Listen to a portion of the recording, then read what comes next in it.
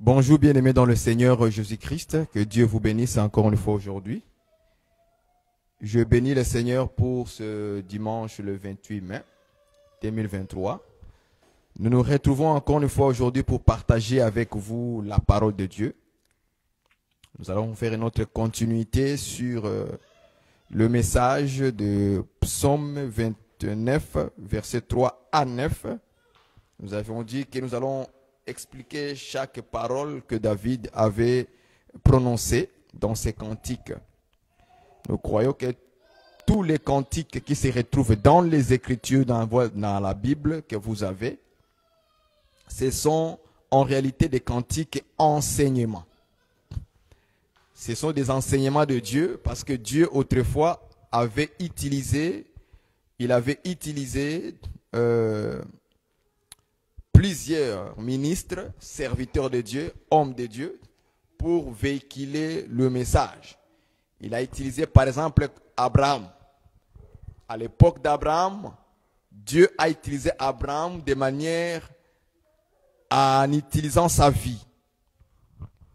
En utilisant sa vie, Dieu parlait par la vie d'Abraham. Dieu parlait par la vie d'Adam. Est-ce que vous comprenez? J'aimerais juste savoir que quelqu'un puisse m'informer si les sons passent très bien dans le direct pour qu'on soit rassuré que vraiment les sons passent très bien. Si ça passe très bien, vous écoutez très bien, faites-moi un signe 5 sur 5, 10 sur 10, 100 sur 100. Je vous remercie. Donc, comme je le disais, que Dieu a utilisé des serviteurs, chacun d'une manière de l'autre. Il a utilisé Adam, il a utilisé Abraham, il a utilisé des prophètes, des Ésaïe, Ézéchiel, Jonas, ainsi de suite. Mais il a aussi utilisé des chanteurs, comme par exemple David. David jouait la harpe, il chantait et par inspiration du Saint-Esprit, des paroles qui sortaient de sa bouche étaient en réalité des prophéties de la part de Dieu. C'est pourquoi, pour exhorter les chantres, vous devez savoir que vous devez être conduit par le Saint-Esprit pour faire des cantiques inspirés par l'Esprit de Dieu lui-même. Et c'est ça, ce sont ces cantiques-là qui seront agréables au Seigneur. C'est pourquoi David a dit, je chante ta parole. Donc, un vrai chantre, une vraie chantre, chante la parole. Et cette parole doit être inspirée du Saint-Esprit. Tu ne dois pas chanter le Coca-Cola, mais dans la Bible, on ne voit pas un mot Coca-Cola. Non, non, non, non, ça ne marche pas comme ça avec Dieu. Donc tu chantes la parole, Jésus. La parole, c'est Jésus. Donc tu chantes Jésus-Christ. Amen. Donc, par des cantiques que le ministre David était inspiré de chanter, ce sont des enseignements de Dieu, des paroles de Dieu que Dieu a récupérées. Il a mis ça par écrit. Et il y a eu même des poètes, comme par exemple Salomon. Salomon, dans son style de parler de la part de Dieu, il écrivait, il parlait comme un poète, parlait de l'amour, comme vous voyez Cantique des Cantiques. Ce sont des poètes, des poèmes plutôt. Vous voyez? Donc, à ce moment-là, nous comprenons que Salomon, c'est un poète. Il récite la beauté de sa femme. Quand il voit sa femme, il dit des choses, des paroles, des poèmes d'amour. Donc, tous ces styles de ministres, Dieu parlait d'une manière, d'une autre. Vous voyez? C'est pourquoi il est difficile, par certaines personnes, de comprendre Dieu, comment il parle. La Bible dit que même Dieu parle dans les songes.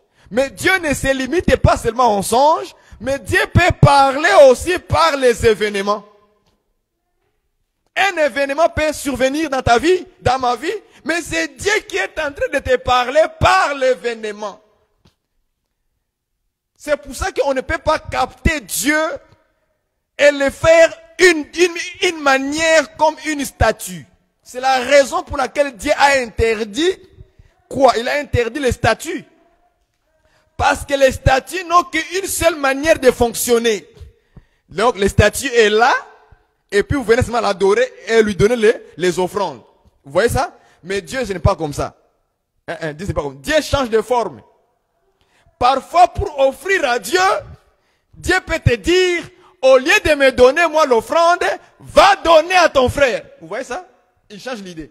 Mais la statue, ça va jamais changer le style. Il va rester statuette. Voilà pourquoi on dit statue. Statuette. Debout là où il est. Vous venez seulement l'offrir à lui.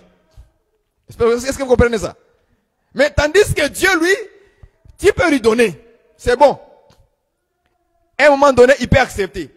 Mais à un moment donné, s'il voit que ton cœur, voilà, j'aime ça. S'il voit que ton cœur est méchant par rapport à tes frères et sœurs, Dieu va te dire, va donner à ton frère qui est nu, va donner à ton frère qui a faim, va donner à ta sœur qui a besoin, au lieu de me donner à moi, Dieu. C'est comme ça que Dieu change les choses. Mais la statue va jamais te dire, va faire ceci. Non, hein. La statue est là, tu viens l'offrir. Et après, quand tu vas là-bas, à la maison, dans la société, tu te bagarres avec tes prochains. Est-ce que vous comprenez ça? Je ne sais pas si les gens comprennent. Donc, la statue ne va jamais te réprimander. Ça va jamais te donner son idée, sa pensée. Non, non. La statue est là. Tu ne fais que venir lui offrir des cadeaux. Est-ce que vous comprenez ça? Tandis que chez notre Dieu, une fois qu'il te voit dans l'erreur, il va parler. Une fois qu'il te voit que ton cœur est méchant contre tes frères, il va te dire, au lieu de m'offrir à moi, va offrir ça. Comment peux-tu m'aimer moi, Dieu, que tu ne vois pas? Et ton frère que tu vois là, tu as la chose à lui donner, mais tu ne lui donnes pas. Vous voyez ça? C'est pourquoi Dieu haït les statues. Parce que ça ne va jamais vous amener dans la droiture. Mon ami, je te préviens. Laisse les statues à côté. Laisse les statues dans ta maison que tu as achetées au marché. On n'achète pas Dieu. C'est Dieu qui nous rachète. Voilà les choses qui est différent de notre Dieu et le Dieu des autres là-bas. Notre Dieu à nous, c'est lui qui nous a rachetés. Le Dieu des autres, c'est eux qui vont aller racheter leur Dieu et l'amener dans la maison. Par nous, dans la Bible, c'est Dieu qui nous transporte. Nous ne transportons pas Dieu dans la main. Non, non, non, non. C'est-à-dire, il dit que Jésus priait dans Jean 17. Il a remis ses enfants entre les mains du Père. Donc, en réalité, nous les enfants de Dieu, nous nous retrouvons entre les mains du Père. Tandis que vous, votre Dieu, se retrouve entre vos mains. Alors, qui est le plus fort? Entre toi et le Dieu statue là que tu étais acheté au marché. Qui est le plus fort? Qui transporte l'autre? Vous voyez ça? Nous, quand nous disons que nous transportons Dieu, c'est dans le sens que nous avons Dieu en nous. Nous sommes la maison où Dieu habite. Est-ce que vous comprenez ça? Ça, c'est d'une manière spirituelle. Ce n'est pas physique, ça. Parce que physiquement, c'est Dieu qui nous transporte. Parce que c'est Dieu qui nous fait vivre. Voilà. Ce n'est pas nous qui font vivre Dieu, mais c'est Dieu qui nous fait vivre. À n'importe quel moment, notre Dieu créateur véritable, le créateur des cieux et de la terre, il peut seulement retirer son souffle et toi, c'est fini pour toi. Est-ce que vous comprenez? C'est lui qui nous transporte, c'est lui qui nous guide, c'est lui qui nous dirige. Il peut nous dire, va ici, ne va pas là-bas. Il peut nous révéler les choses cachées que les hommes ne connaissent pas. Même ta mère, ton père, ton oncle, ton grand-père, ta grand-mère ne connaissent pas. Même les chefs du village ne connaissent pas. Mais Dieu peut les révéler. Est-ce que vous comprenez ça? Est-ce que votre statut peut vous révéler? Non, laissez les maraboutages à côté, mon frère. Ça va, en plus, quand tu vas voir les marabouts, c'est pour amplifier les péchés dans ta vie. D'ailleurs, tu te livres entre les mains du diable quand tu vas aller voir les maraboutages. C'est très mauvais ça. Quand il y a les gris dans, comment on appelle ça, la hanche. Ma soeur, je parle à vous un peu avant de rendre notre enseignement. Hein. Vous portez comment on appelle ça, des chaînettes, chaînettes de hanches. Pour faire quoi avec? Oh, c'est ma grand-mère qui m'a donné pour la protection. Quelle protection? Le diable ne protège personne. Les sorciers ne protègent personne. Au contraire, le sorcier là en qui tu as mis ta confiance, il a ta vie entre ses mains plutôt. Il prend ton âme, il le tient. Tout en te trompant que tu seras protégé. Mets ça dans ta hanche. Ta hanche est livrée au diable. Ta vie maintenant est comptée par 1, 2, 3, 4, 5. N'importe quel moment, il peut briser ta hanche. Et tu vas être une femme morte ou bien un homme mort. Est-ce que vous comprenez ça? C'est ça la différence avec notre Dieu. Notre Dieu merveilleux. Aimez-le. Suivez-le. Allez vers lui. Et lui, il vous appelle aujourd'hui par la parole, par l'évangile. Je voulais encore une fois un peu aujourd'hui exhorter mes bien-aimés dans le Seigneur, vous donner un petit conseil de prudence. Nous allons lire dans le livre de Apocalypse chapitre 2. Apocalypse chapitre 2. Un petit conseil dans le Seigneur. C'est aussi important avant de commencer le message. Verset 2. Il est écrit ceci. Je commence au verset 1. Écrit à l'ange de l'église d'Éphèse. Voici ce que dit celui qui tient les 7 étoiles dans sa main droite. Celui qui marche au milieu de 7 chandeliers d'or. Verset 2. Je connais tes œuvres, ton travail et ta persévérance. Je sais que tu ne peux supporter le méchant, que tu as éprouvé ceux qui se disent apôtres et qui ne le sont pas, et que tu les as trouvés menteurs. Ici, c'est le Seigneur Jésus-Christ qui est en train de parler. Il parle pour l'église, son église à lui, à Éphèse. Je prends cet exemple de l'église d'Éphèse. L'église d'Éphèse, c'est une église que l'apôtre Paul a commencé, où l'apôtre Paul a prêché les gens l'évangile, et les gens ont cru à la parole des apôtres, de l'apôtre Paul. Alors, lorsque les apôtres sont partis, ils ont laissé cette église en Éphèse. Malheureusement, dans cette église, qui est l'église du Seigneur, hein, ce n'est pas une église des païens ou l'église fabriquée par les hommes, non, non. C'est l'église véritablement du Seigneur. Jésus-Christ reconnaît que ça, c'est mon église. Ce sont les âmes, les femmes et les hommes qui croient à ma parole, qui croient en moi, Jésus. Mais regarde ce que Jésus dit. Je connais tes œuvres, je connais ton travail et ta persévérance. Bien-aimé dans le Seigneur, on ne peut pas se cacher devant Dieu. Peu importe, Dieu nous connaît.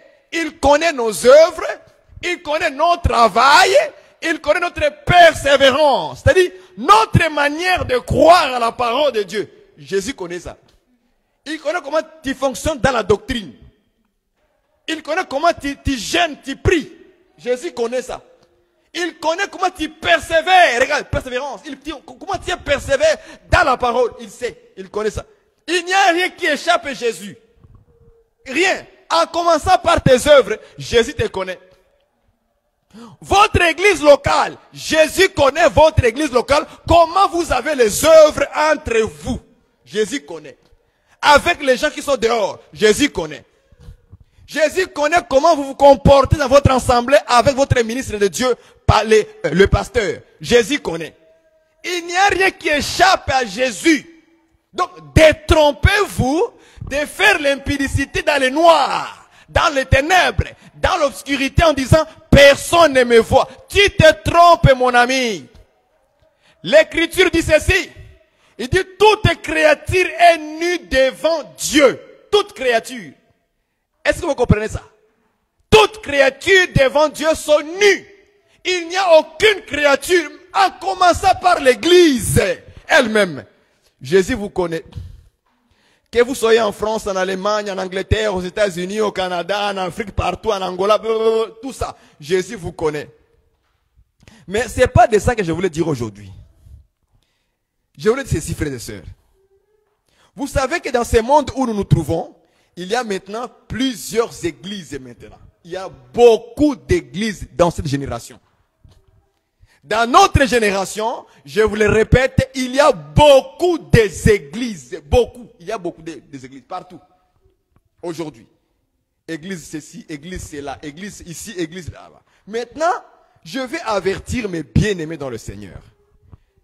Ne soyez pas aptes à juger les églises que vous voyez par simplement votre connaissance ou votre influence, je ne sais pas, de la vie chrétienne que tu as dans ta tête. Non, non, non, non. Jésus connaît son église, même les églises locales dans une ville. Jésus connaît que ça, c'est mon église, mais ça, ce n'est pas mon église. C'est Jésus qui connaît ça. Est-ce que vous comprenez ça? Nous avons eu ces sentiments dans les temps anciens. Le sentiment de juger les églises par rapport à la parole de Dieu. C'est bien d'examiner les choses par rapport à la parole de Dieu. Afin que moi, je puisse marcher dans la parole de Dieu, n'est-ce pas? Mais ce n'est pas pour aller juger les gens, parce que les gens, ils n'ont pas encore la saine doctrine. Attention, frère. Attention, ma sœur. La parole de Dieu est juste. La parole de Dieu est parfaite. La Bible dit, la loi de l'Éternel est parfaite. Ses œuvres sont parfaites. Donc, par rapport à la parole, il n'y a rien qui est mauvais dans la parole de Dieu. Tout est parfait. Est-ce que vous comprenez? Mais par rapport à nous les hommes maintenant, il y a des imperfections. Est-ce que vous voyez ça? Donc maintenant, si tu commences à juger tout le monde, ok? Dites-moi, oh, parce que là-bas, regardez, les femmes sont sans voiler. Ok? Donc ici, ce n'est pas l'église de Dieu. Attention! Attention! La discussion sur le voile a été même dans l'époque de Paul. Lisez bien les Écritures, vous allez voir. Quand Paul a écrit sur le voile de la femme, c'est parce qu'à Corinthe, il y avait un problème de voile. C'est que nous, on ne comprend pas. Parce que quand vous lisez 1 Corinthiens chapitre 11, verset 16, Paul dit ceci. Il dit, pour toutes les églises, nous n'avons pas cette habitude de contester. Ah, donc dans l'église du Seigneur, à l'époque de Paul, il y avait des contestateurs. Les gens qui disent non, la voilà, c'est pas important. Il y en avait aussi, il y en avait. Est-ce que vous voyez ça? Il y en avait là-bas. C'est pourquoi ces mots-là existent. Paul a dit que l'église dans les églises des saints, il n'y a pas de contestateurs parce qu'il y en avait. Mais nous maintenant, qu'est-ce qu'on fait? Lorsque Dieu se révèle à nous maintenant, on commence à obéir à la parole, on commence maintenant à condamner les autres. Directement. Oh non, ça c'est pas l'église du Seigneur. Pourquoi? Oh, parce qu'il se voit. Non, c'est pas comme ça. Ça peut être une église du Seigneur, mais il y a seulement une erreur. Il y a un problème. Je donne l'exemple d'une autre église. Regardez une église où il y avait des fausses doctrines. Des doctrines de Balaam, des Nicolaïtes. Mais c'était l'église du Seigneur quand même. Dans une église, il y a doctrine, on appelle doctrine de Balaam. Doctrine de Nicolaïtes. Mais Jésus vient, il dit, je connais tes œuvres. Tu as parmi vous des gens qui ont la doctrine de Nicolaïtes. Donc, vous voyez, dans l'église du Seigneur, mais il y a des gens qui ont d'autres doctrines. Est-ce qu'on va le condamner? Non, ça là, ce n'est pas l'église du Seigneur. Mais c'est l'église du Seigneur quand même. Est-ce que vous voyez ça? Maintenant, où est la différence entre l'église du Seigneur et l'église de fausses églises? L'église du Seigneur, Jésus-Christ ne va jamais vous laisser sans vous corriger. Jamais de la vie. Mais l'église est là-bas, des fausses églises. Jésus ne corrige jamais ces églises-là. Il va laisser comme ça continuer dans le mal jusqu'à la fin. Mais dans son église, regardez comment il a fait. Il a révélé ça à qui? À Jean. C'est pourquoi j'ai averti tous mes bien-aimés. Avant de juger une église, oui c'est vrai. Vous regardez dans la parole de Dieu. Ah, cette église n'obéit pas à la parole de Dieu. C'est vrai. Ça n'obéit pas à la parole de Dieu. Maintenant, laissez aussi le Seigneur vous révéler verticalement cette église, c'est l'église du Seigneur. J'ai donné un exemple clairement de moi-même. Un jour, je dormais. Et je me suis vu, j'étais en Afrique. Et je suis rentré dans une église que je connais depuis mon enfance en Afrique. Et dans cette église, bien dans le Seigneur, je suis rentré dans cette église-là. Je me suis assis en arrière comme dans mes habitudes. Moi, je ne m'assois jamais devant, toujours en arrière. Je me suis assis en arrière, calmement, et je voyais les gens de ma tribu, de Babembe, en train de louer le Seigneur, avec des instruments traditionnels, les tam-tams traditionnels. Vous voyez ça? Mais pendant que les gens étaient en train de louer, moi j'étais assis en arrière, comme j'étais proche de la porte, j'ai entendu une voix qui sort dehors. ces gens ici m'ont déjà rejeté. Moi, je suis dehors. Et dans le rêve là, dans le songe, directement, dans mon esprit, j'ai reconnu que ça, c'était la voix du Seigneur. En tout cas, je ne sais pas comment elle s'est fait ça. Ça a été automatique. Dans les songes, j'ai reconnu que cette voix, c'était la voix du Seigneur. Et je me suis réveillé le matin, le rêve était fini par là. Jusqu'à aujourd'hui, ce rêve-là est là dans mon cœur. Jusqu'aujourd'hui, ce rêve-là m'a jamais quitté. Vous voyez? Nous devons laisser aussi le Seigneur nous parler. Nous dire, est-ce que ça c'est une église du Seigneur ou pas? C'est vrai que la parole peut dire une chose, mais les gens n'obéissent pas à cette parole-là. Parce que la loi de Dieu est parfaite. La sainte doctrine de Dieu est parfaite. Les œuvres de Dieu dans la parole est parfaite. C'est à nous de le mettre en pratique tout simplement. Mais ça se peut qu'il y a certaines églises, certaines personnes, parce que l'église, ce sont des personnes. Ces personnes, ils ne pratiquent pas encore la parole correctement. Ils n'ont pas encore réussi la révélation exactement de ce qu'il est écrit. Alors nous, on va dire, non, ça là, ce n'est pas un enfant de Dieu. Non, mon frère, il peut être un enfant de Dieu. Mais il est juste dans les erreurs qu'il faut les ramener. Et la manière de ramener une personne, ce n'est pas en allant, frères et sœurs, sur les réseaux sociaux, commencer à les critiquer. Tu ne vas jamais les ramener dans le droit chemin. Parce qu'imagine toi que tu commences à critiquer un frère, une sœur. Oh non, c'est le diable, parce qu'il a des mèches. Oh non, c'est le diable, parce qu'il a le maquillage. Oh non, c'est le diable. Vous voyez ça? Tu le critiques comme ça, tandis que Dieu voit que cette fille-là, c'est ma fille. Alors maintenant, si Dieu se révèle à toi, il dit maintenant, ok, écoutez, Barouani, celui que tu as critiqué là, c'est ma fille à moi. Est-ce que c'est à toi de le corriger comme ça? Maintenant, qu'est-ce que tu feras? Tu auras une honte, n'est-ce pas? Oui, tu auras une honte. C'est pourquoi il faut avoir un grand cœur d'amour. Pour ramener les gens avec amour. Pour les dire, les corriger avec amour. Pour leur parler avec douceur et amour. Sinon, on va se retrouver encore avec un problème avec Dieu lui-même. Parce que Dieu ne nous a pas envoyé de critiquer les gens dans les réseaux sociaux. Les publier partout comme si ils étaient les plus méchants que nous. Je donne un exemple. Ma soeur, tu es là. Est-ce que ça ne t'arrive pas parfois de ne pas se soumettre à ton mari? Ça arrive, non? Il faut dire la vérité.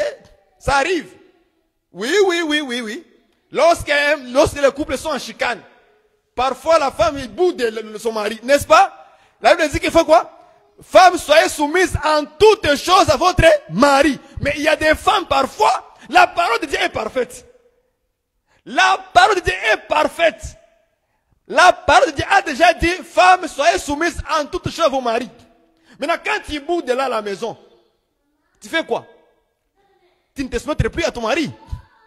Mais la parole de Dieu est là, n'est-ce pas? Oui, il y a des femmes comme ça. Même chez les hommes, c'est pareil.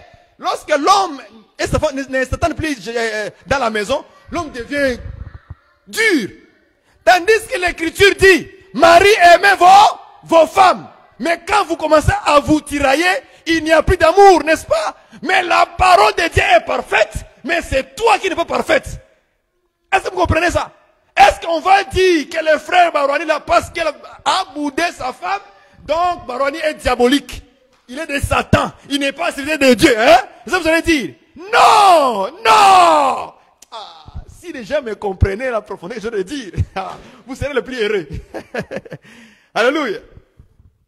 Si les gens me comprennent, ce que j'ai dit là, ils seront plus heureux et libres dans le monde et vivre bien avec les gens et les gens vont vous aimer. Et ils diront vraiment, lui là c'est un vrai homme de Dieu. Mais lorsqu'on passe le temps, on voit telle personne. Il n'est pas de Dieu. Non, l'église est l'église du diable. Mon frère, laissez aussi le Saint-Esprit vous parler. Laissez Dieu vous confirmer par les songes. Par la voix audible. Il faut que Dieu vous parle. La Bible dit que lorsque l'Esprit de Dieu parlera, n'endurcissez pas vos cœurs. Pourquoi? Parce qu'il y a aussi une part de l'Esprit de nous parler. La parole de Dieu peut être là. elle est déjà écrite. Mais les hommes, pour obéir à ça, il faut que le Saint-Esprit, frère, vienne ranimer cette parole dans le cœur. Est-ce que vous comprenez ça? Il faut que le Saint-Esprit vienne ranimer cette parole dans le cœur. Si ça ne ranime pas, si l'Esprit ne ranime pas la parole dans ton cœur, même si on critique, même si on crie sur cette église, en réalité, on est en train encore de les endurcir et de montrer que nous, on est des immatures. On n'est pas assez sages et intelligents en exposant les gens sur les réseaux sociaux. Est-ce que vous me comprenez? C'est important, frère, de comprendre. De se mettre aussi à la place des autres. De se mettre aussi à la place des nôtres. Si c'était moi qu'on expose comme ça, est-ce que moi je serais content? Non. Si on m'expose moi, sur les réseaux sociaux comme ça, est-ce que moi je serais content? Mais pourquoi maintenant toi tu exposes les autres sur les réseaux sociaux maintenant? Et maintenant quand on veut maintenant te toucher toi aussi, tu commences à agresser les dents comme un lion. À rugir, à parler beaucoup. Ça parce que ça fait mal au cœur. Frères et sœurs, comme je l'ai dit, que la plupart du temps que nous avons pris, c'était pour critiquer les gens, mais on n'avait pas les sentiments de compassion, les sentiments d'amour, les sentiments qui peuvent nous ranimer à s'approcher de ces gens-là et les donner la doctrine. Quelle sera la joie de voir quelqu'un à qui tu as parlé avec amour sur la doctrine et il obéit par le Saint-Esprit qui les convainc, au lieu de venir sur les réseaux pour les critiquer. Est-ce que vous me comprenez? C'est le manque de sagesse, de la maturité. Nous grandissons dans le Seigneur. Et je commence à comprendre beaucoup de choses dans le Seigneur. Et je bénis notre Dieu pour ça. C'est pour ça que je vous parle comme ça, de faire beaucoup attention. Lorsque vous voyez une église, ne courez pas vite à les critiquer parce que vous n'avez pas vu la doctrine à l'intérieur. C'est vrai. Tu as déjà eu de la doctrine toi aussi. C'est vrai. Est-ce qu'autrefois, est-ce que tu avais la doctrine toi aussi? Non. Mais Dieu t'a fait grâce, il t'a ouvert les yeux. Comme aussi Dieu peut ouvrir les autres aussi les yeux. Sois patient, va doucement mon frère, ma soeur, jeune prédicateur. Va doucement mon frère. Dieu fera grâce à chacun petit à petit, frère. Nous sommes encore dans la marche. On n'a pas encore arrivé. Même toi qui es là, qui crois que tu as la doctrine, tu n'es pas encore, devant Dieu, tu n'es pas encore arrivé. Tu as encore des imperfections en toi où Dieu doit briser aussi. Est-ce que ces imperfections-là font de toi être un diable? Non. Mais tu es toujours enfant de Dieu, n'est-ce pas? Laisse aussi les autres églises. Dieu va travailler en eux. Va doucement, mon frère. Va doucement. Doucement, frère. Dans les choses de Dieu, il faut aller doucement. Si tu vas avec, c'est ce qu'on appelle les ailes amères. Tous ceux qui critiquent les églises en désordre ont des ailes amères. Comme nous aussi, on était autrefois. Les ailes amères. Vous voyez ça? On a des ailes amères. Il faut briser ça, que Dieu vous brise comme aussi il nous a brisé. Soyez patients dans le Seigneur. Laissez le Saint-Esprit vous confirmer que cette église n'est pas de Dieu. Cet homme de Dieu n'est pas de Dieu. Ok. Si c'est le Seigneur qui t'a confirmé, alors éloigne-toi. C'est simple que ça. Mais tu n'as pas encore reçu la confirmation du Seigneur. Tu commences. Cette église-là, on prie le feu. C'est le diable. C'est l'église de Satan. De Satan. Parce qu'on prie le feu. Parce qu'on invoque le feu tout simplement. Oh, dans cette église-là, on invoque le Saint-Esprit tous les dimanches. Non, c'est le diable. Non, c'est pas comme ça. Frères, nous commettons tous des erreurs d'une manière ou d'une autre.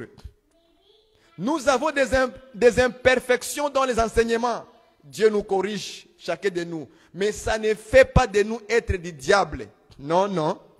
Parce que si Dieu arrive à te corriger, ça veut dire qu'il t'aime, il te considère comme son enfant, comme son serviteur.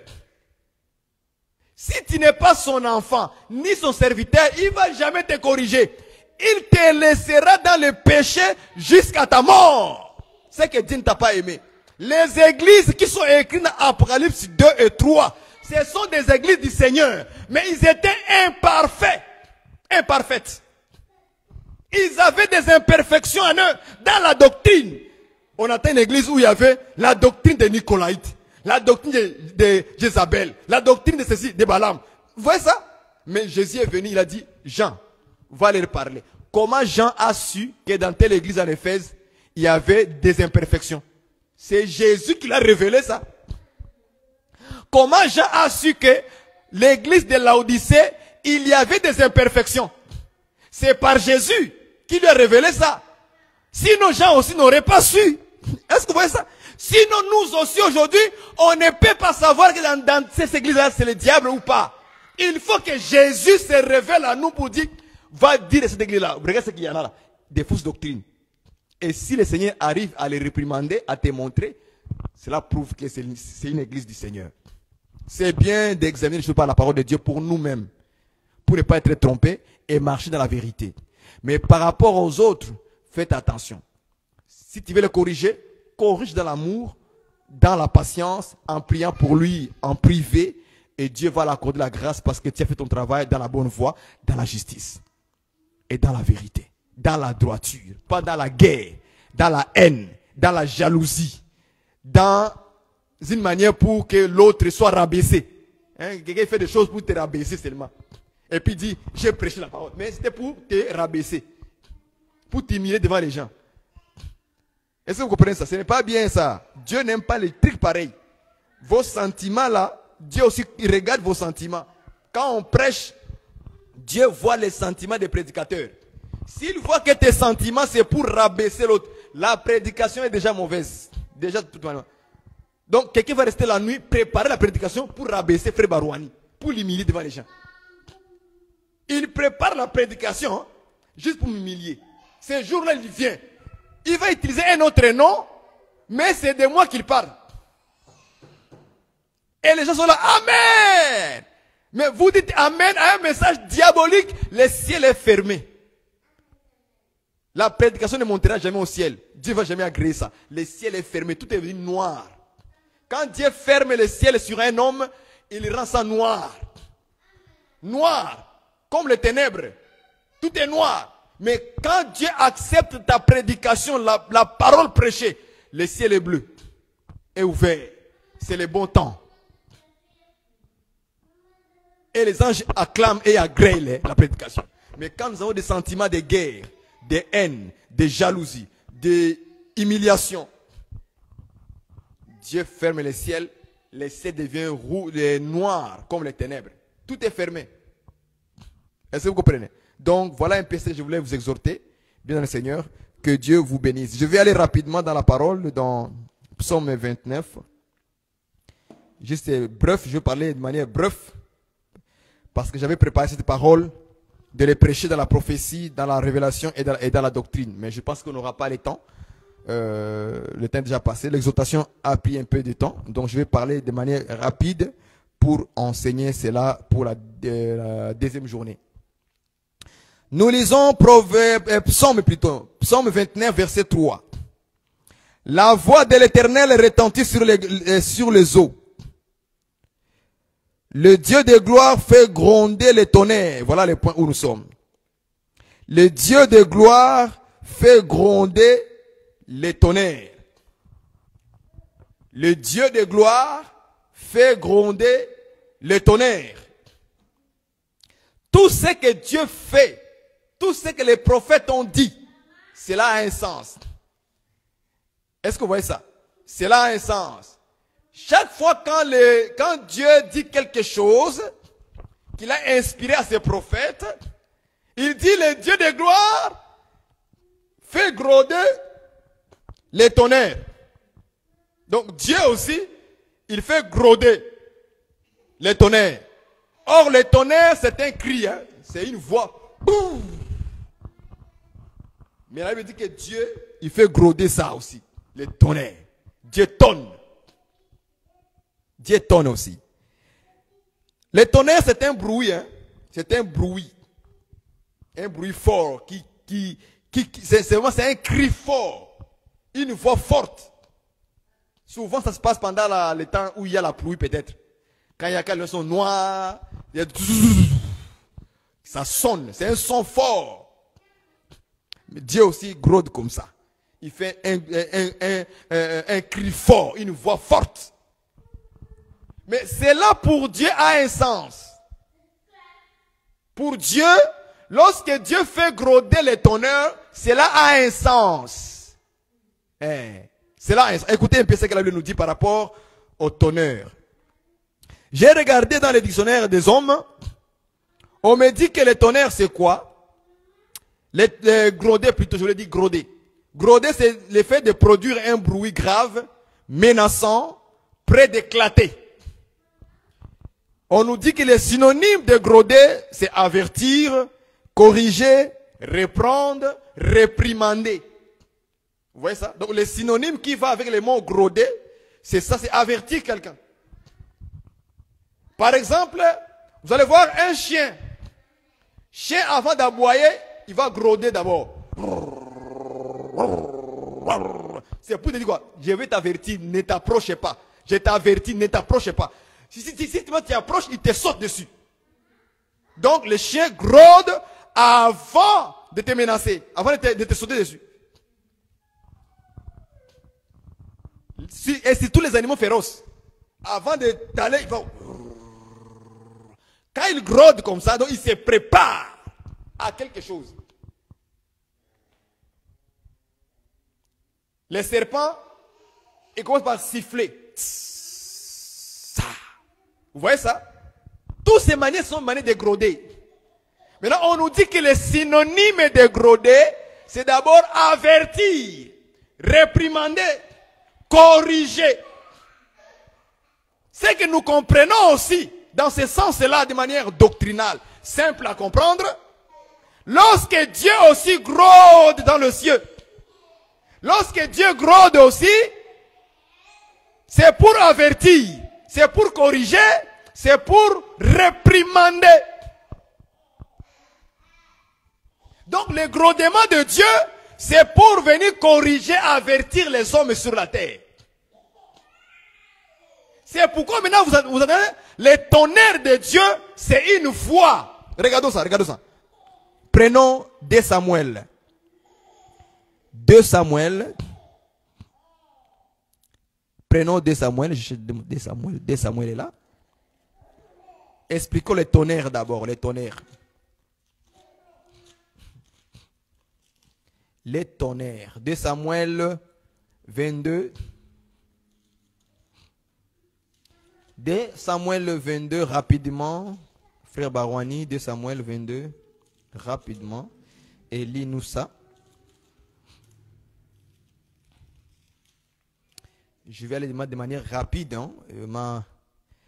Je voulais donner ça dans la prophétie, dans la révélation, de la doctrine, mais je vais essayer de ramener tout de manière, parce que le temps est déjà passé, il me reste seulement 5 minutes. Ok. 22, verset 14. Il est écrit ceci. J'explique les tonnerres. Selon 2 Samuel 22, verset 14, rapidement. L'Éternel, donc Dieu, l'Éternel tonna des cieux, virgule, le Très-Haut fit retentir sa voix. Donc l'Éternel tonna, virgule, le Très-Haut fait retentir sa voix. Donc tonnerre veut dire aussi une voix. Donc une manière que Dieu parle. Vous voyez ça? Donc quand Dieu parle, c'est comme un tonnerre. Mais pourquoi ce tonnerre-là? Pourquoi l'Éternel va tonner? Il va tonner pour avertir, pour corriger les hommes sur la terre. Mais les hommes n'entendent pas le tonnerre de Dieu, la voix de Dieu. Or, nous avons expliqué le dimanche passé que la voix c'est quoi? C'est la parole. C'est que le tonnerre, lorsque Dieu tonna, ou bien tonne, c'est pour dire qu'il fait sortir sa parole dans la bouche. Mais pour faire quoi? Pour gronder, pour avertir les hommes. Donc on pourra dire maintenant que le Dieu de gloire avertit les hommes par sa parole. C'est ça dans une manière spirituelle. Maintenant on dit, l'Éternel Dieu de gloire fait gronder les tonnerres. Mais en réalité, il avertit les gens par sa voix, par sa parole. Parce que vous me comprenez maintenant. Prenons Jean chapitre 12, verset 29. Regardez ici. Jean chapitre 12, verset 29. Regardez ce qui en est écrit. Frère Barouani, lis-nous ça rapidement. 12, 29. Il est écrit ceci.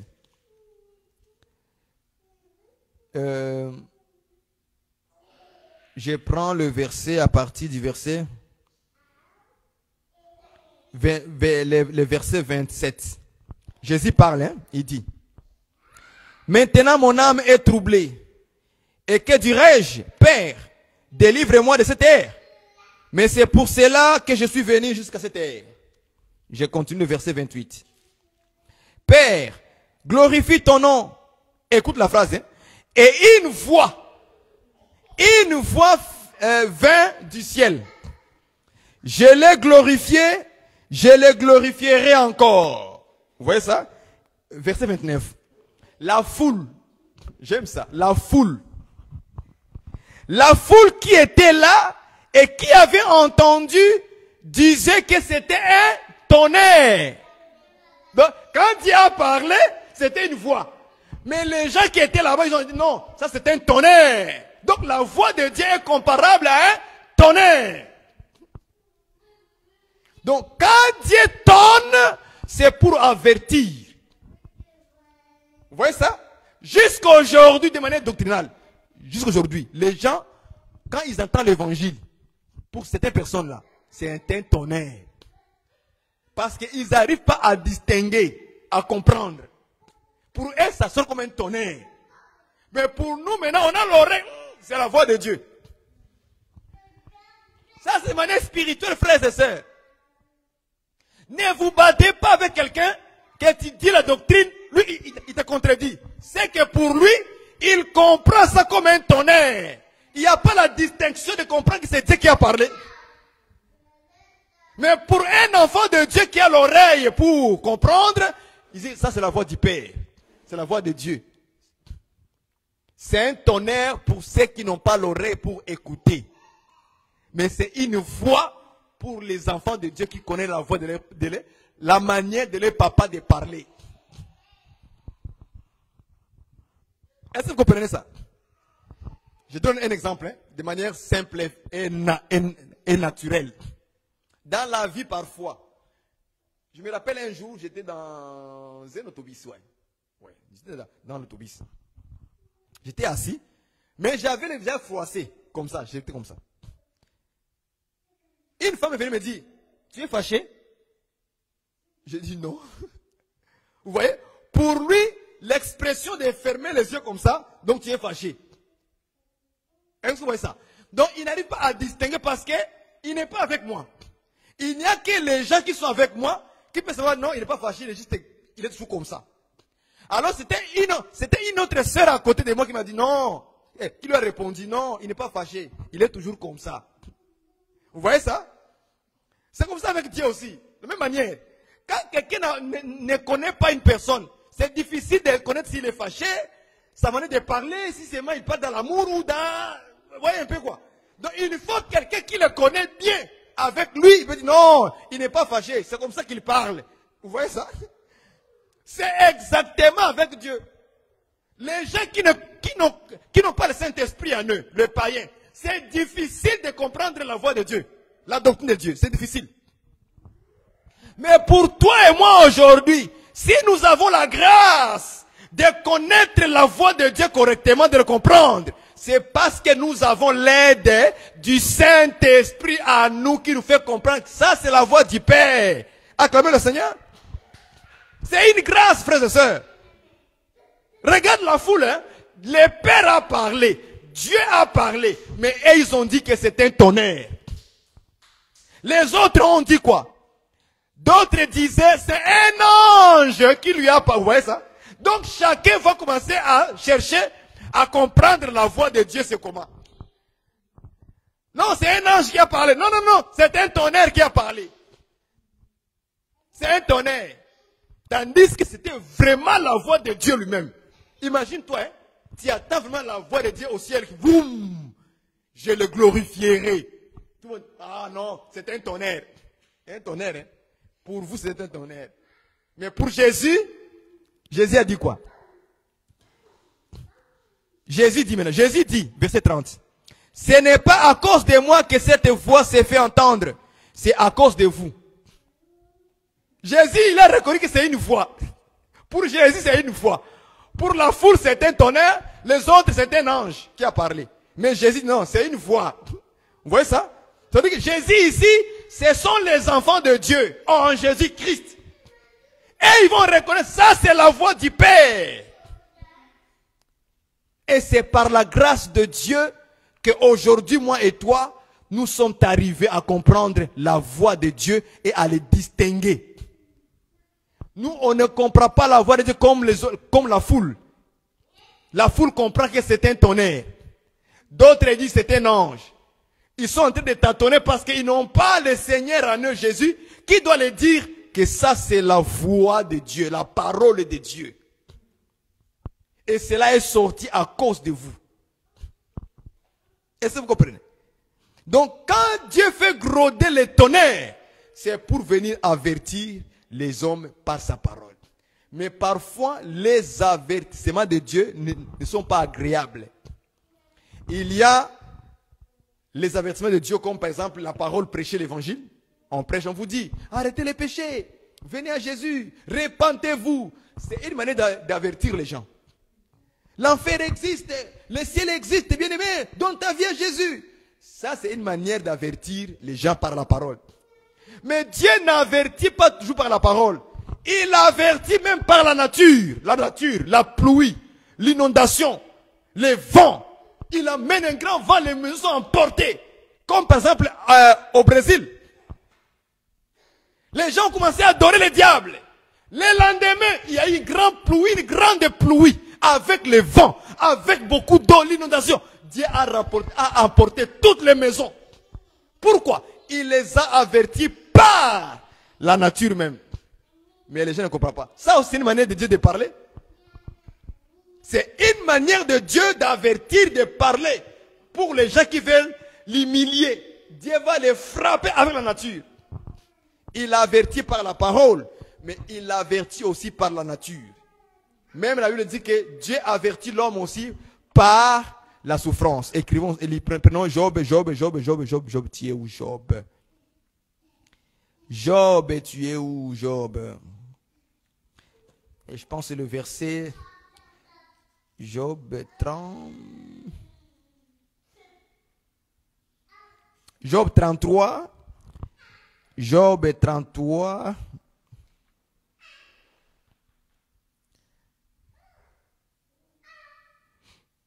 Écoutez ce que la Bible dit. Écoutez. Dieu parle par Job 33, verset 15. Dieu parle par des songes, par des visions nocturnes. Ok? Quand les hommes sont livrés à un profond sommeil, quand ils sont endormis, il est sur leur couche. Alors il leur donne des avertissements et met les sots à destruction afin de détourner l'homme du mal et de les préserver de l'orgueil. Afin de garantir son âme de la fosse et sa vie des coups de glive. Verset 19. Par la douleur aussi, l'homme est repris sur sa courbe, sa couche. Repris, c'est réprimander, corriger, avertir. Vous voyez ça? Donc, par la douleur sur l'homme, Dieu avertit l'homme aussi dans la douleur. Quand tu es couché, vous voyez, il y a des malades qui sont à l'hôpital. Hein? Un malade qui est à l'hôpital, mais ça fait 10 ans qu'il est à l'hôpital, il ne quitte pas l'hôpital.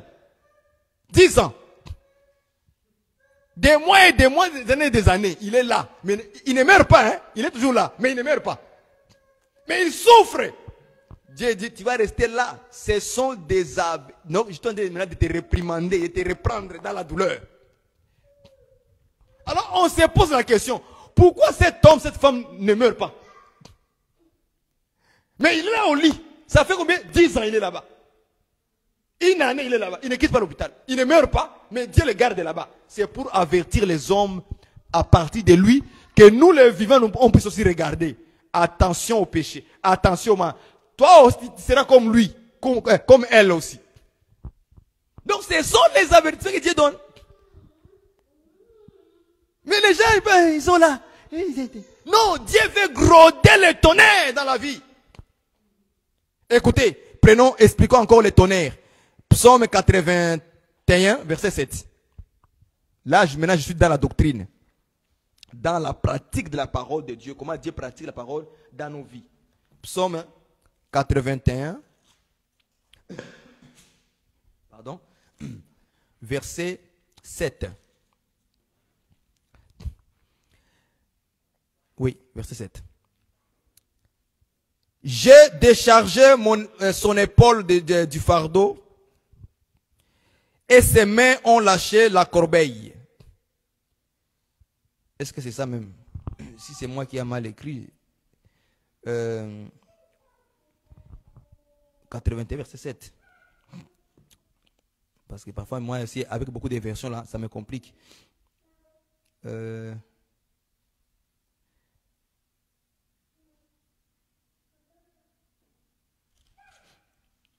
Parfois c'est le verset 7, parfois c'est 8, parfois c'est 9.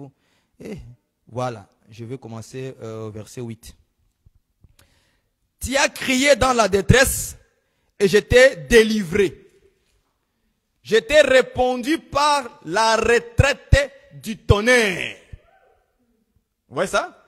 Je t'ai éprouvé près des eaux de Mériba. Vous voyez ça? On dit que Dieu a répondu à David lorsqu'il était dans la détresse par le tonnerre. Vous voyez ça? Virgule, il dit, je t'ai éprouvé près des eaux de Mériba. Je t'ai répondu dans la retraite du tonnerre. Donc la réponse de Dieu était venue où? Dans quoi? Dans le tonnerre, n'est-ce pas? C'est là où la réponse est venue. Et Dieu dit, je t'ai éprouvé. Vous voyez comment Dieu éprouve les gens? Comment Dieu répond aux gens? Il répond par le tonnerre, par une voix forte. Parce que le tonnerre, lorsque le tonnerre gronde de manière naturelle, ça fait un bruit. Ça fait un grand bruit vraiment. Donc Dieu aussi pour te répondre parfois, il te répond avec un tonnerre, avec un son de tonnerre. Il te prouve avec une force. Mais parfois on dit non, non, non, c'est trop fort. C'est trop fort. Seigneur, qu'est-ce que je fais? Moi, dans ma vie, pourquoi c'est seulement moi? Pourquoi maintenant l'autre? Pourquoi l'autre? Mais c'est toi d'abord. Il faut que ce soit pas toi d'abord. Mais Dieu va tonner un grand bruit, une voix forte, et il va t'éprouver comme ça. Vous voyez ça? Donc Dieu ne blague pas. Quand Dieu fait gronder le tonnerre, c'est aussi pour avertir les hommes, c'est aussi pour venir répondre les hommes têtus, les sœurs têtus, les frères têtus. Il y a parfois des corrections de Dieu qui sont plus sévères sur ses enfants. Vous allez voir un frère, une sœur est là. Ok? Elle fait de l'impudicité, des débauches, mais elle continue toujours à prier sans se repentir. Dieu va la ramener dans la repentance avec un tonnerre. Avec force. Avec violence. Et la manière que Dieu va maintenant lui répondre très très très bien là, pour les pousser à se repentir, elle sera dans la honte. Elle aurait dû le faire depuis longtemps, comme ça en 2023, ça aurait déjà fini. Les gens auraient déjà oublié. Mais elle a gardé le péché dans son cœur. Elle continue à prier. Mais un jour, si c'est un frère, hein, si c'est un frère en Christ, ok, si c'est un frère qui a engrossé une femme là-bas dehors, une païenne, elle est restée avec ça dans le cœur. Les frères ne s'est pas repenti. Il pense que tout va bien. Il vient à l'église, il sert Dieu à l'église. Dieu le laisse, hein. Il sert Dieu à l'église. Il sert Dieu à l'église. Dieu le regarde. Maintenant Dieu dit, laisse-moi lui parler. Dieu va te parler avec un tonnerre. Il va te répondre pour te délivrer. Hein? L'objectif, c'est pour te délivrer. Mais la manière qu'il va le faire, tu auras honte. Ces jours-là, cette femme païenne va venir à l'église avec une grossesse comme ça. Il dit, hey, Eric est où? Tout le monde est là. C'est quoi? C'est quoi? Eric? Les frères en qui on croyait qu'il était vraiment dans la foi correctement. Et surtout, ça arrive aux gens qui sont vraiment beaucoup zélés dans le Seigneur. Souvent, ça arrive comme ça. Souvent. Bon, pas tout le temps, mais souvent. C'est un frère que tout le monde mettait la confiance sur lui. Mais au lieu de venir se repentir rapidement les jours où il a commis l'impudicité là-bas dehors, il a gardé ça tranquillement. Il dit, bon, comme personne ne me voit, frère, Dieu te voit. Maintenant, la manière que Dieu maintenant va te mettre en dehors devant tout le monde là. Il va pousser là. La femme là que tu as engrossée là, il va le pousser maintenant. Va là-bas, dans l'église en plus. Elle vient avec une grossesse. Pasteur, sans honte, hein, devant tout le monde. Eric est où? Tout le monde est. On tourne en arrière. C'est qui parle comme ça? Et le pasteur dit, maman, qu'est-ce qu'il y a? La grossesse, c'est là. C'est Eric qui m'a fait ça. Oh, tout le monde dit, oh, Eric, Eric, Eric. Eric, tu as fait quoi, Eric? Tout le monde dit, oh, moi, je croyais qu'Eric était parfait. L'autre dit, Eric aussi a fait ça. Lui aussi. Donc, toute l'église, tout le monde dit, c'est quoi? Bah, frère, ça fait rire, hein? Mais, c'est la vérité que je vous dis. Torah, Eric, écoutez-moi. Tu aurais dû te repentir depuis là-bas avant que la grossesse puisse sortir. Maintenant, toi, tu attendais 9 mois. Maintenant, les 9 mois sont accomplis. Et tu t'es caché. Eric n'a rien dit. Dieu a grodé maintenant dans ta vie maintenant, mon frère, ma soeur. Il y a aussi des sœurs comme ça aussi, hein. Des sœurs qui commettent des choses là-bas dehors terribles. Elles continuent à prier le Seigneur dans l'église. Dieu les laisse. Dieu attend qu'ils puissent se repentir. Non, non, il continue. Mais les jours maintenant où ça va arriver, la femme de l'autre patron là-bas. Eh ma soeur, tu connais ça, je vous connais. La femme de l'autre patron avec qui tu sortais ensemble, elle vient maintenant là-bas, dans votre église ou bien à la maison chez vous. Julienne est où? Aujourd'hui, mon mari là, tu vas laisser mon mari. Et tout le monde dit, Julienne aussi? La femme là qui va tout à fait les voiles dans la tête de l'église, c'est elle. Mais Julienne prenait le mari des autres. Elle a caché ça. Ce n'est pas bon, ce n'est pas bon de cacher les péchés, frères et sœurs. Il faut les faire sortir, les dévoiler. Allez voir vos hommes de Dieu, les frères qui ont la sagesse. Allez leur parler, dis frère, je viens que tu pries pour moi. J'ai commis une erreur grave. Sors-le rapidement. Mais si tu attends 2 ans, 3 ans, 4 ans, Dieu va groder avec le tonnerre dans ta vie. Dieu va pousser avec tonnerre, avec force, pour te délivrer du péché de ton cœur. Il va pousser la femme du patron là-bas, du quartier, à venir te chamailler dans l'église avec toi maintenant. La sœur qui servait Dieu, balayer la salle, arranger. Tout le temps, c'est elle qui donne les offrandes. Hein, comme le pasteur aime les offrandes beaucoup. Mais ces jours-là, Dieu va groder pour les délivrer. Parce que l'Écriture dit ceci. Il dit, tu as crié dans la détresse et je t'ai délivré. Vous voyez ça? Qu'est-ce qu'il a fait? David a crié dans la détresse. Mais Dieu lui a délivré. Mais comment Dieu lui a délivré? Il dit ceci. La phrase continue. Je t'ai répondu dans la retraite du tonnerre. Je t'ai éprouvé. Donc Dieu pour te délivrer, il va te répondre dans la retraite du tonnerre. Pour te délivrer. Donc ta délivrance deviendra ce jour-là, viendra de cette femme, frère, que tu as engrossé là. Dieu pour te délivrer, il va pousser la femme là de venir à l'église ce jour-là. Ce sera une journée spéciale pour toi. Eh, ma soeur, ces jours-là dans l'église, tout le monde croyait que tu es sainte.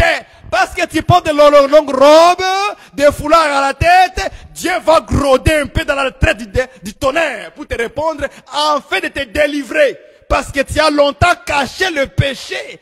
Tu caches ça. Les pasteurs qui couchent avec d'autres femmes, ils cachent. Ce jour-là, la femme que tu as couché avec viendra te dire à l'église même, Les jours où tu es en train de prêcher là, il dit, pasteur, souviens-toi hier là, quand on a fait ceci, c'est là, il y a 2 ans, 3 ans, j'ai le sida. Oh, pasteur. Pas pasteur. Ne joue pas avec la chair. Ne joue pas être devant le peuple de Dieu pour prêcher la parole de Dieu. On a demandé, dans la Bible, on a demandé aux sacrificateurs d'être saints. Ils étaient des saints sacrificateurs. Est-ce que vous voyez ça? Ils étaient des saints sacrificateurs comme aujourd'hui, des saints prédicateurs.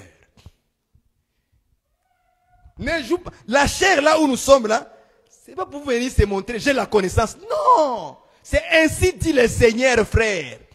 C'est ainsi dit le Seigneur. Est-ce que vous me comprenez? Dieu va groder, frère. Attention, confesse vite, sinon ça va devenir comme un spectacle pour toi ce jour-là. Et tu auras la honte totale. Et tu vas commencer à pleurer. Seigneur, pardonnez-moi. Ah, maintenant, vous voyez maintenant? C'est ça que Dieu attendait. Comme il t'a laissé le temps, mais tu n'as pas voulu. Maintenant, Dieu va groder un peu. Il va tonner dans ta vie pour te pousser à enlever. Oui, Dieu, oui, bien-aimé Seigneur, je demande pardon. Que Dieu me pardonne. Ah, que le Seigneur, maintenant ça sort maintenant. Oui, j'avais commis ça il y a longtemps, il y a 3 mois, il y a 6 mois, il y a une année. Mais j'avais resté dans mon cœur. Ah, que le Seigneur maintenant te pardonne, mon frère. N'attendez pas ces jours-là que ça arrive comme ça. Sors les péchés dans ton cœur, sors-les. Tu as de la haine, sors la haine. Jalousie, sors la jalousie. N'attendez pas que la chose maintenant puisse se sortir dehors, dire, ah, il est jaloux, ah, il a des querelles, lui. Est-ce que vous comprenez? C'est important. Bon, que Dieu fasse grâce à chacun de nous de vivre vraiment dans la simplicité de la vie chrétienne, de la vie en Christ Jésus, parce que nous sommes de nouvelles créatures en Christ Jésus, par rapport à l'âme qui est restaurée par l'Esprit de Dieu, par rapport à Dieu qui est venu vers nous, nous laver par son sang de Jésus-Christ. Il nous a purifiés de tout péché. Mes frères et sœurs, lorsque nous tombons, on fait des erreurs, soyons courageux rapidement d'arranger ça. D'arranger ça. Et rapidement, il faut arranger, il faut revenir, il faut être en soi-même et dire, non, ici j'ai commis une erreur, je dois courir vite vers mes frères pour demander pardon, pour me réconcilier, pour arranger, vous voyez, pour me repentir. Vous voyez ça? N'attendez pas, quand vous commettez des choses, n'attendez pas que les gens puissent...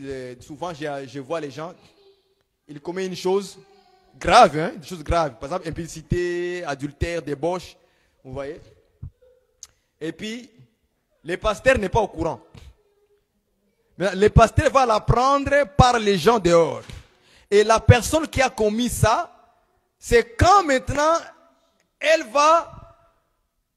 avoir la connaissance que le pasteur est déjà au courant. C'est là maintenant, il vient maintenant parler au pasteur. Pasteur, voilà, j'ai commis ça. Et trop tard. Le pasteur est déjà au courant.